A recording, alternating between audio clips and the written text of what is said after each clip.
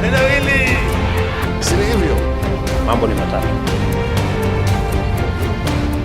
Ladies and gentlemen, good evening and welcome back to our channel once again. And it is my hope and prayer that the video is going to find you guys in good health. Personally, I am fine, as you can see. Kisumu is fantastic, and maybe you could also let me know where you're watching the video from, the county or the country, in case you are out of the republic. Ladies and gentlemen, something very interesting happened yesterday, and probably most of you did not take note of it. But in my view, it's significant politically speaking. William Ruto was in Game constituency, Siaya County, for some political activities. But the governor for Siaya was missing in action. Not only missing, the governor for Siaya decided to attend a parallel event somewhere in Rarieda.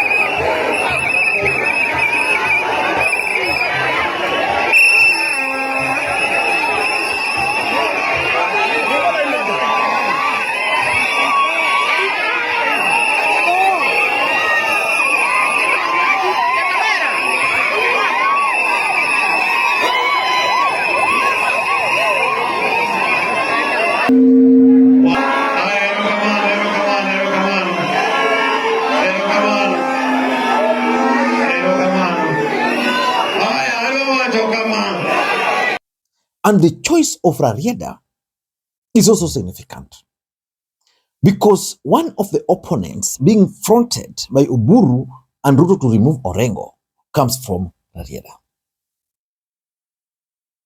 And the question I want to ask you, what do you think William Ruto and Oburu Odinga can do to James Orengo? I'm asking that question because the way the two gentlemen, that is Orengo, who was accompanied by Babu Owino, were received actually shocked me.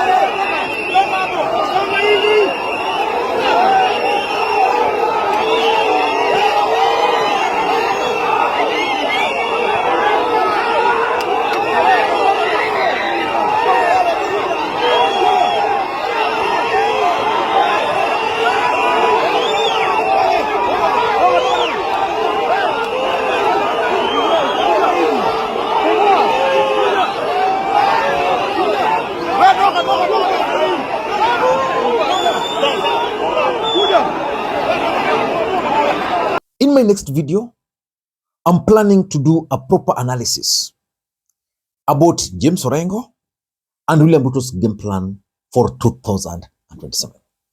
But in this particular video, I want us to talk about the visit or the tour of Siaya County by James Orengo and Babu Owino, because that visit was intended to achieve a particular political objective. But before you do that, for those who are watching this channel for the first time, please take a second or two, click the subscribe button so that next time we produce a video like this, YouTube will automatically notify you. And to the subscribers, I want to continue thanking you guys for your continued support. Because without that support, this channel cannot be where it is. Ladies and gentlemen, without any further ado, allow me to go straight to the points because I'm following very closely the political developments in Narok, where Linda Wananchi Group are actually currently addressing their audience. Ladies and gentlemen, what was the objective of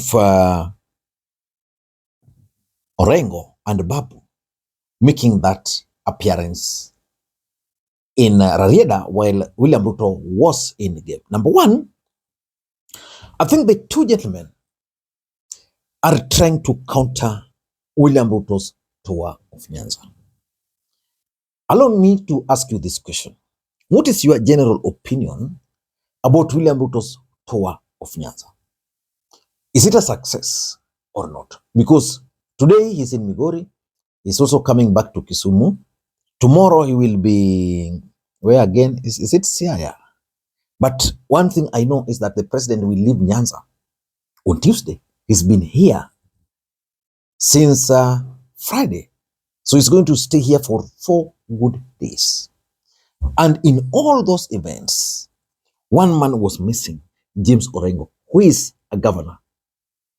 So all governors from Nyanza, Luo Nyanza for that matter, joined President Ruto. But Orengo was missing. So I think he decided, okay, maybe I need to go and counter this visit. So he went there, received well. And of course, now Kenyans are talking about James Orengo and Babu Owino. And that's something which James Orengo is very good at. That's number one. Number two, you see, the truth of the matter, and this is something which I will never tire from reminding you. By the time Raila Odinga was passing on, broad-based government was not fully embraced in Luo Nyanza.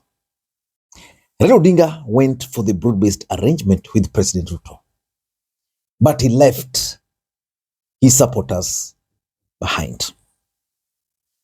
But immediately Raila Odinga passed on, the political landscape changed completely, which meant now Oburu was now fully the new party leader behind William Ruto. Orengo, Babu are on the other side. And these two camps are competing for the hearts and souls of ODM supporters. So I listened to Babu Owino's speech, which was in Luo, and also James Orengo's speech, which was also in Luo during that tour. I can tell you what Orengo and Babu are trying to do is that they want to try and own the narrative around Raila. Because if they will lose that narrative, then they'll not have any grounding whatsoever. What am I trying to say? If you listen to their speeches, they tried to invoke the memory of Raila Amolo Odinga. In short, they were appealing to the emotions of Raila Odinga supporters. And if you listen to Babu, he was saying something that, Raila was really embarrassed by William Ruto at the AU. That these guys just wanted Raila Odinga to go and lose there. But even after losing, according to Babu, these guys forced Raila Odinga to some dingy hospital in India, and Raila Odinga came back a dead man. So they want to own the narrative because Oburu group are already going. For them, they've made a decision. We are with the Totem, we are with the Ruto. And because of other factors, many other laws are also following that path, which is the fact. I think right now, we could say 85% of the laws are with Oburu. Why? Because these guys lost the narrative. So now they want to try and control the narrative around Raila Odinga. They want to try and control the narrative. Who killed Raila? Why was Raila Odinga killed? Who are the real ODM supporters? Who believed in Raila? Who betrayed Raila? Very important. Number 3, Orengo and Babu are laying the ground for Linda Wananchi tour of Nyanza. Let's assume Raila Odinga was alive and he was spearheading this kind of a movement. Do you think Nyanza would have been, skipped?